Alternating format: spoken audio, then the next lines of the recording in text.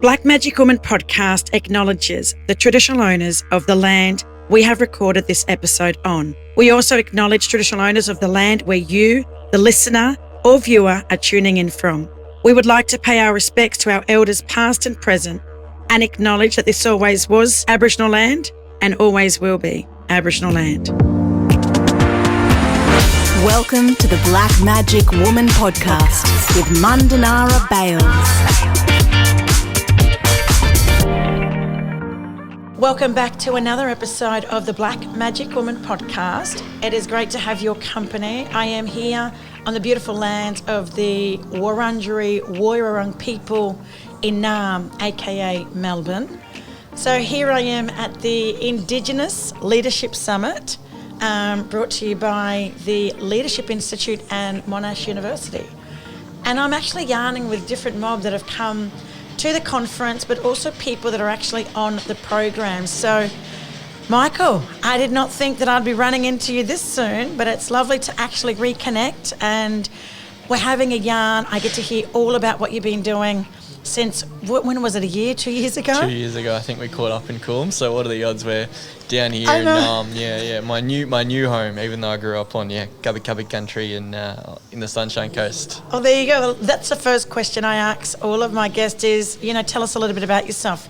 Who's your mob? And we know you grew up now in Kabi Kabi Country, but tell us a little bit more about where you grew up and, things that we can't Google. Yeah, so things you can't Google. I grew up on Kabi Kabi Country.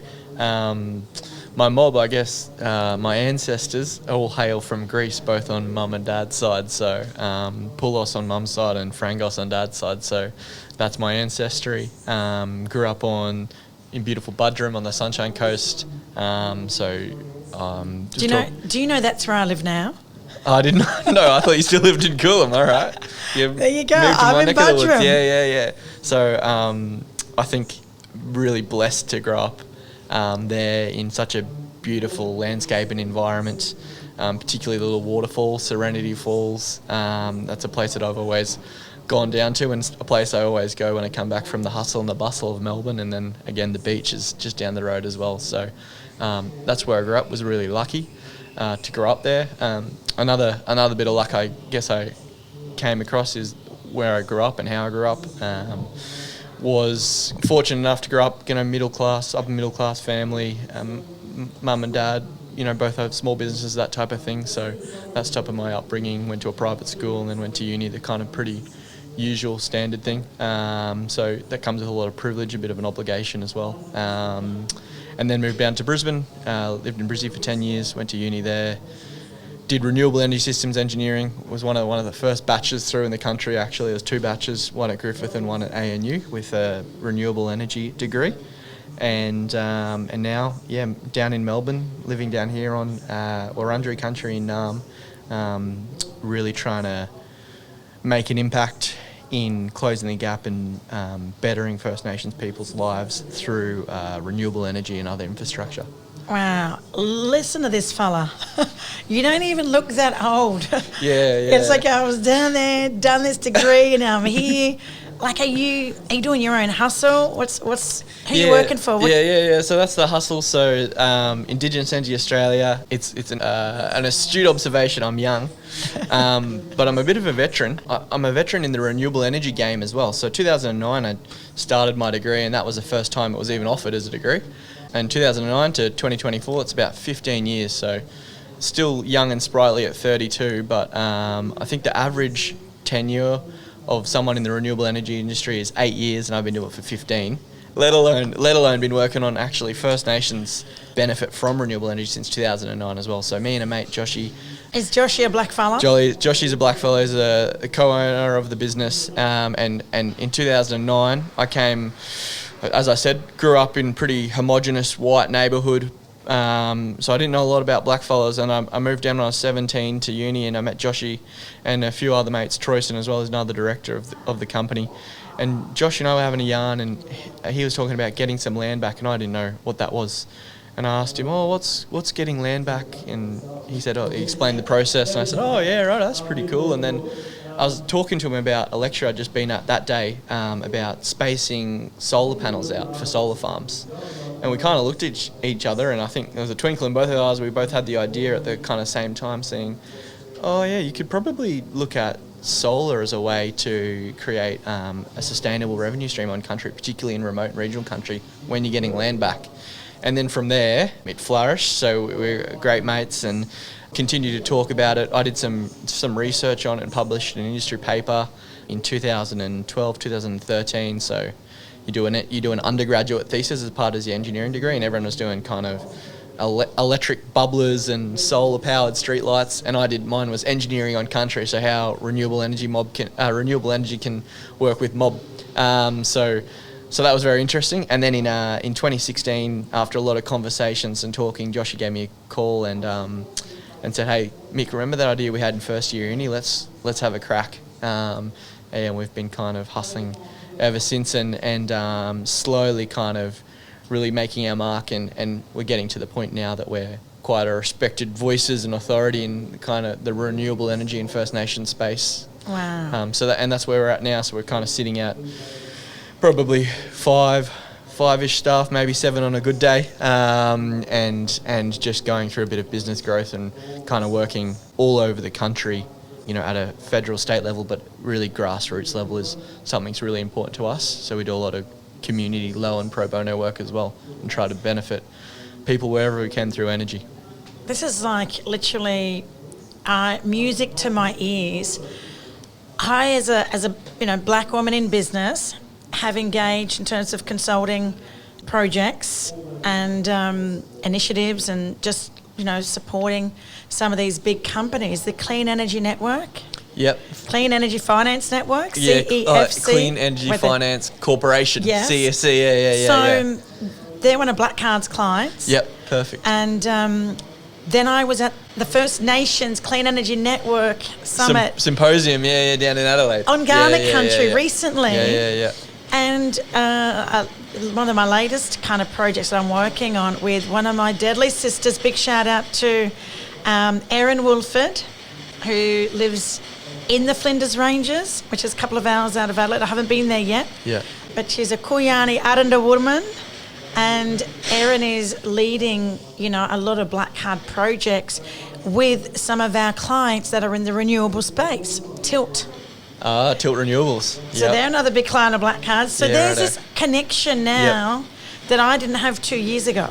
Yeah. Within this sector, within the energy and renewables. Yeah, and I think... So you need to be yarning. We definitely need to be yarning. After this podcast. Yeah, definitely. What I was going to ask you really quickly, though, in terms of renewables, like, what have you seen in terms of progress? Because people are coming to us to uplift their cultural capability.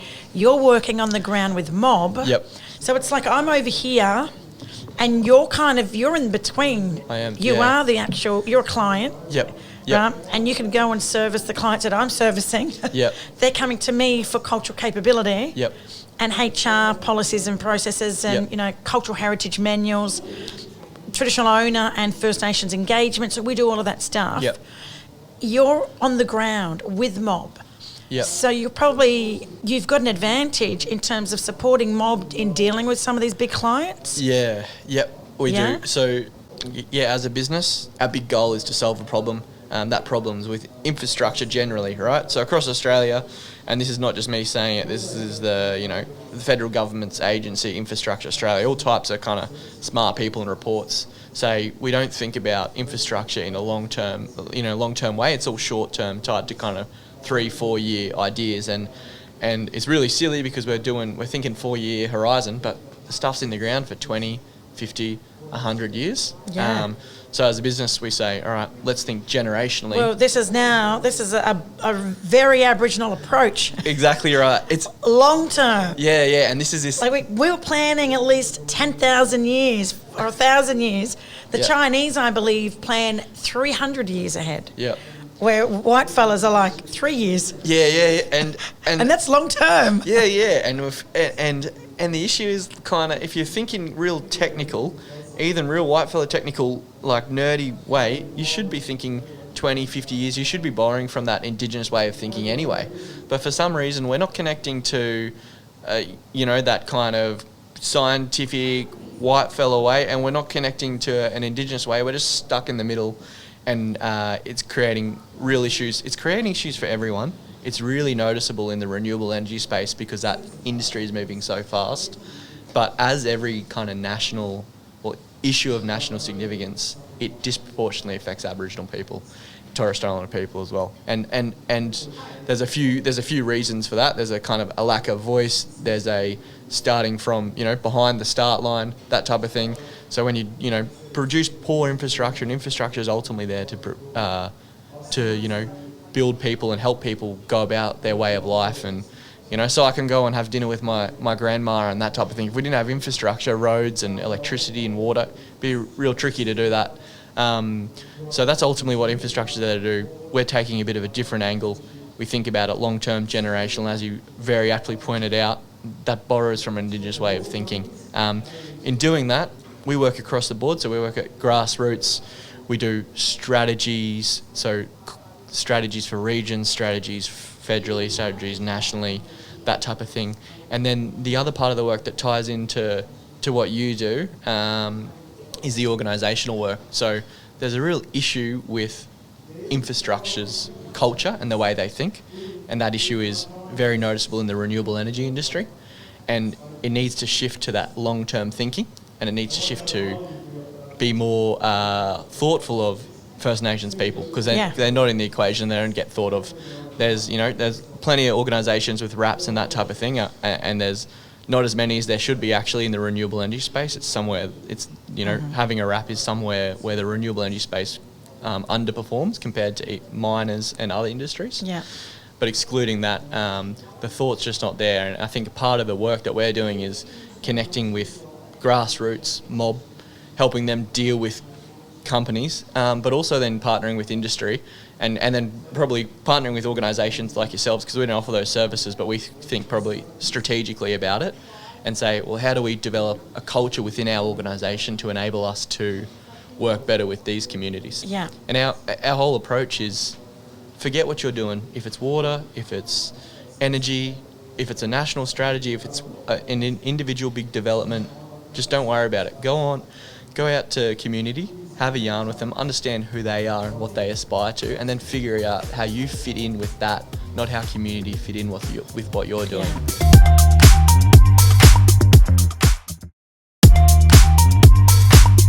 What I'm really inspired about is for a non-Indigenous person to be invested not in just the sector, but in you're embracing our knowledge. So there's a lot of people that are in this kind of, joint ventures, working with black fellas, but are not actually enacting or implementing Aboriginal knowledge.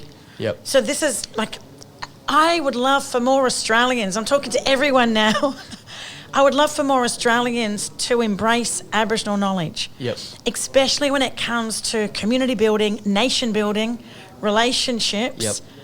How to be diplomatic. Yep. How to engage with people, how to see each other as human beings. Yep. For some people, it's really hard because their titles and egos, it's tricky. have been who they are, and they forget that they're, a dad or a mum, or whatever. Or a person or a human, It's about, I think Indigenous ways are often just about being a bit more human and thoughtful. Being real. Yeah, exactly right. You can't get any more realer when you're meeting mob. Yeah, exactly right. And we often have consultants say, what was that fella talking about? He's just talking business jargon. I said, this is all he means. He just was using too many words. That's exactly he wasn't being it. straightforward. So let's talk to people that are listening now. Some really good practical tips. What can you share with people that are listening to this podcast about engaging with First Nations people? Just as a non-Aboriginal person, we're not doing cultural awareness here. Yeah. That's what I do for a living. Yeah. But, you have experience and you've had exposure and you've obviously been educated as well, right? But what could you share with people that might, say, work at Tilt, Renewables, and they're starting their journey of engaging with mob? I think... maybe lessons you've learnt? Lessons I've learnt. So I think, and this is kind of just comes to me luckily naturally, just treating Aboriginal people and Torres Strait Islander people like people is really important. treat them like your friends or family, and you just go on to have a chat. Because often we get very academic and say, oh, this is the step, and then you've got to do this, and oh, we can't do this. Oh no, we're only on a reflect wrap, so we can't talk to community and that type of thing. We're just investigating. We're researching. Yeah, we're endeavouring to do this, and we're exploring that. And I think we get too worried about saying something wrong or doing that because ultimately it's about your intention, and community will see your intention. Doesn't matter if you accidentally say the wrong word, or you say a different group, or they'll chip you for it, but you're not going to be in kind of deep trouble. So I think, but let people chip you, like your own auntie exactly or your right. grandma. Yeah, exactly right. Give you a little bit of a tap up the side of the head, and you learn from it. And it's all good faith. And if you go out with that intention, and just to meet people and just really get out there is really important. Get out there, start talking to people, and you don't need to say, oh, it's where this is the structured agenda, and we're going to talk about this, and then we'll run you through these PowerPoint slides, and then there'll be 15.31 seconds for questions at the end. Yeah. Just kind of talk to people, and this is the way you should really engage anyone. And I think it's something that we're missing in whitefella culture, and that we could really pick up from kind of Indigenous ways of communicating and talking, because it's vital. And I think, I think about mentorship and that transfer of knowledge within corporate organisations. I think there's a lot to be learned from that generational transfer of knowledge, and we could do things in a more human way, but exponentially more. Exactly. Instead of being transactional. Effective. Exactly right. There we always talk about it's about meaningful and ongoing relationships, because renewable energy industry is going fast. Community outcomes are achieved quite slowly, so you're not going to be able to shove all the opportunity you want into one large energy development. Yeah, you have to think about let's have a 20-50 generational relationship with this community. Yeah, and say Tilt Renewables and X community. We're going to have a relationship for the next 100 years. Yeah. This is our 100-year strategy. This is our 100-year strategy. And a lot of what we do is, hold organisations like Tilt's hand and governments and utilities and all the rest of it, and say, let's get out to community, let's talk about what their aspirations are, and then let's start making agreements. Yeah, look, we're an energy company, we're a water company, but we're going to impact health or education or connection to culture in the next 20 years in a material way. And we'll talk to our mates and we'll talk to our competitors about all doing the same thing, because we all focus our energy on the same thing and coordinate, then we're going to kind of have a compounding impact. Brother, I'm loving this, and I'm sure our listeners are loving this conversation too. We don't often get people on the podcast like you, and I'm being really honest here. And I just keep thinking about that you're in your 30s, you're in your early 30s, but you've got this maturity about you because you've been working with mob. I have been, yeah. Yes. And I've had a lot of maybe not tough but cautious conversations with elders all over the country, and that's, saying, what's this clean cut white fella? Clearly, what's he want? Is he want money? Has he got a white saviour complex? What's the go with this fella? They're all suspicious, aren't they? Yeah. And look, that's another really good tip is, don't take it personal. No. The history of this country reflects Aboriginal people's distrust and mistrust in authority and whitefellas. That's just that's the reality. That's the current landscape in Australia in 2024. Relationships are key. Mm-hmm. And if you go about it the right way with good intentions, they're going to pick up on that and they'll help you along the way. Yep. So doing a little bit of training, I always say to people, this fella's been taken under the arm of some of his mates from uni. A lot of Australians haven't grown up with that friendship or mateship with First Nations people. Yep. So that's, like I said, there's not many people that I've talked to that have had, the last at least 10, 12 years where you've had exposure, 15 years of exposure amongst our mob. So, don't just dive into it tomorrow and go, I'm going to go out to community and build relationships. If you don't have 15 years of actually being part of an Aboriginal family and community, because you do become part of our mob. Yep. Once you get calls at 8 p.m, 11 p.m. at night if you're talking to West Australian fellas and you're 3 hours in front. They'll call you at 8 p.m. their time on a Sunday night. That's 11 p.m. my time, So then, bros, what are you doing? Yeah. You want to have a yarn? Let's have a 1 hour yarn, and then then it's midnight. So look, we're at the Indigenous Leadership Summit. and I'm keen to hear you talk. Before we wrap up this yarn, I just want to ask you really quickly, how did they find out about you? Like, yeah, that's a good one, a bit of a funny story, and the staff at Indigenous Energy Australia will get a bit of a chuckle out of it. They've been laughing at it for the past kind of month or so. So they reached out to me on LinkedIn, and this happens every so often, not so much because I'm pretty clear, but reached out to me on LinkedIn, and they thought I was a blackfella, and they put me in a slot and then sent me a big description and kind of put it out on the website, and it's about kind of battling against racial prejudice and systemic oppression and that type of thing, and that is not my story. So I had to kind of quickly say, hey, wait a minute, I'm not Indigenous. That's that's the wrong kind of storyline for me. That's not what I've done. The kind of crew at IEA got a bit of a laugh out of it and think it was pretty funny.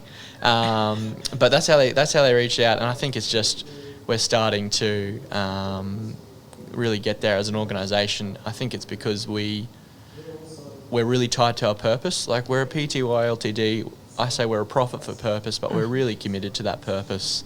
And we could have been an non-for-profit with what we do, but we made a decision to really demonstrate that balance between commercial and impact, genuine impact, and that's what we're doing. And it's taken probably a bit more time doing that to get us on our feet, but we're really there now and starting to kind of, talk to people all over the country, important people, and on all types of radio stations, that type of thing. And now we're on the podcast, which is the biggest tick of the box. So and I think that's probably how they get a hold of us. Deadly. Well, that was my next question. How do people find you? Jump on LinkedIn. Obviously, you got a website. Yep. Got a website. We'll put it in the show notes so people can reach out. Yeah. So just LinkedIn's probably easiest. I'm pretty free and easy with my phone number and email and stuff. So just LinkedIn me or get on the show notes, get a hold of me, and happy to. You don't have to tee up a meeting or email me first. If you want to have a yarn, just give me a call and we can have a chat. I'm pretty open to talking to everyone. I think everyone has value, and I think pretty much everyone I speak to is interesting, so always down for a chat. I second that. So look, on that note, I just want to say thank you for letting me grab you out of the conference to jump on this podcast. It's been it's been an absolute pleasure to hear about this company, but 2 years ago I'm hearing there's progress. So much progress. So in the last 2 years. So look, congratulations to you, Joshy, and there's another director there, Troy. You, Mob, keep kicking goals, and if there's anything that I can do to support you fellas, you know my number, so you can reach out. Will do. Thank you very much. You're really welcome. Appreciate being here, chatting to you. Deadly. Well, look, on that note, I hope you've enjoyed this Deadly Yarn. Until next time, bye for now. If you'd like any more info on today's guest, please visit our show notes in the episode description. A big shout out to all you Deadly Mob and allies who continue to listen, watch and support our podcast. Your feedback means the world. You can rate and review the podcast on Apple and Spotify, or even head to our socials and YouTube channel and drop us a line. We'd love to hear from you. The Black Magic Woman podcast is produced by Clint Curtis.